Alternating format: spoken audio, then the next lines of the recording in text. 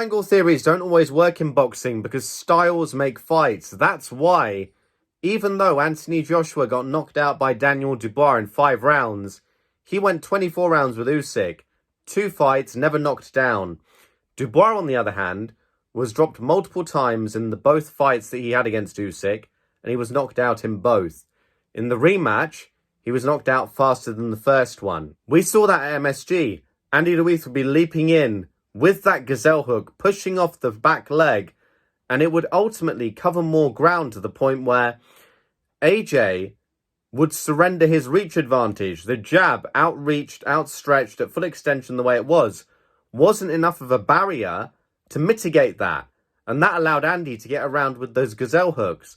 That's what allowed Daniel to get around with his gazelle hooks. It took AJ by surprise, and he's not used to that tactic. And historically, he hasn't fared against it well.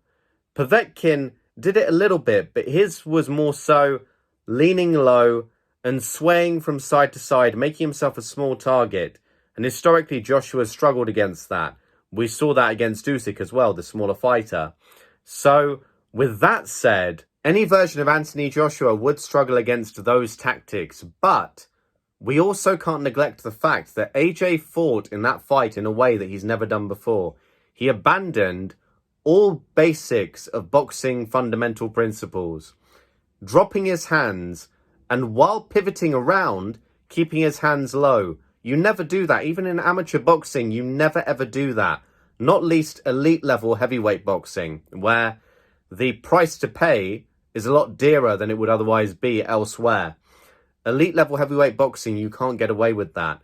We've seen AJ with a low lead hand against Povetkin, for example. That wasn't necessarily the crime, because it allows him to throw the up jab. By timing his opponent on their entry, the lead hand, his left hand, is below their plane of vision. When it's below their eye line, it's out of sight and more difficult to anticipate. And so he catches them as they come in. Particularly against shorter fighters, that's worked well for him historically, to varying degrees, of course, depending on the opponent. But historically, that's worked for him. This wasn't a case of throwing up jabs, because the right hand was down as well. And he was throwing naked punches. We saw that against Ngannou, but particularly since teaming up with Ben Davison, AJ now throws naked punches in all of his fights. And against Daniel Dubois, there was no setup. Naked right hands on full extension, and the tell to get knocked out was there very early on. Very similar to what happened at MSG back in 2019. The same mistake over and over again. But these were completely naked right hands. No jab, no probing lead hand, no flicker of the wrist, nothing as a signal beforehand that could have been used to set up the right. Just naked, unset up, if that's a word, unset up right crosses and right hooks. And they were lunging in as well. So the notion that if Anthony Joshua ever fought Daniel Dubois again, that it would go the complete exact same way, and no one can argue about that, isn't true at all. There are strong grounds for saying that that was an off night for AJ.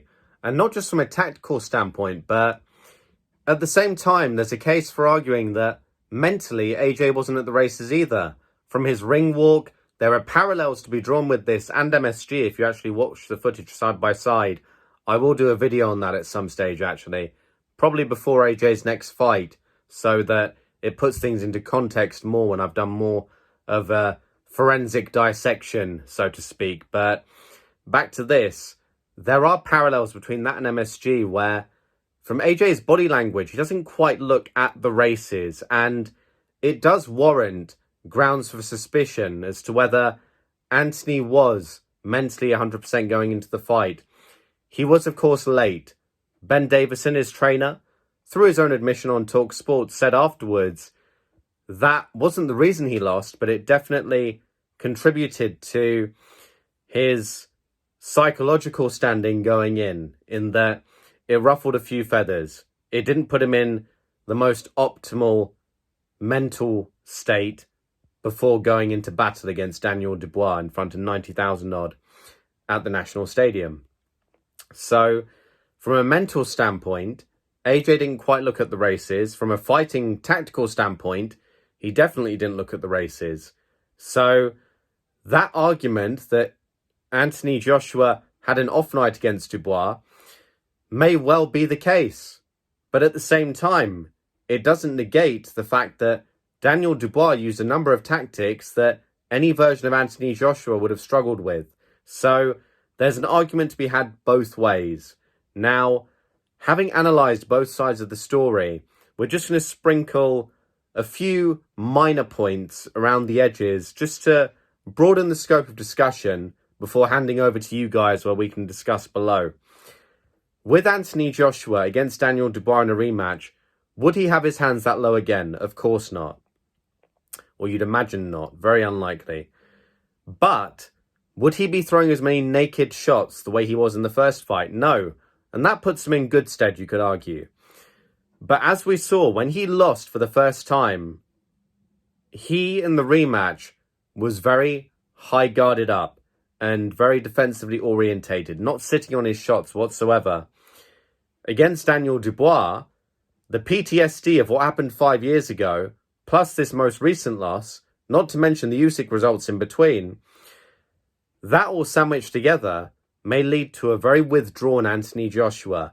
Regardless of who his next opponent is, he just got flatlined in a way where, first and foremost, he's lost via TKO in the past, but he's never been flatlined, as in he physically couldn't get up. It was an outright KO.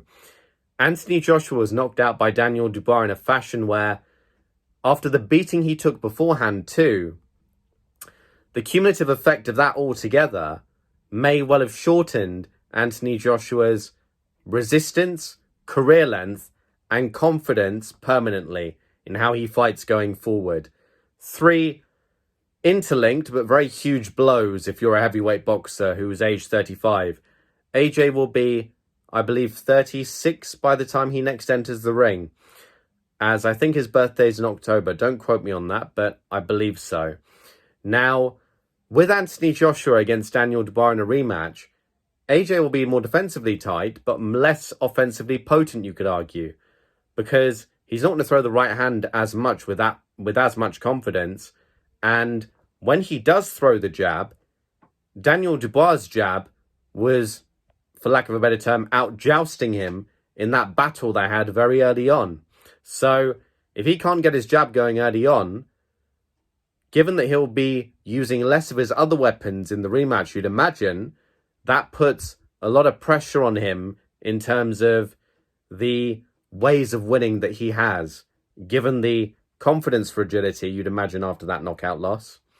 And overall, knowing that his punch resistance won't be what it was once upon a time. And it's also worth noting that if you look at the way Usyk fought against them both, it seems as though, whether it was a combination of tactics and power, that Usyk had an element of respect for Joshua's power a little bit more so than Dubois.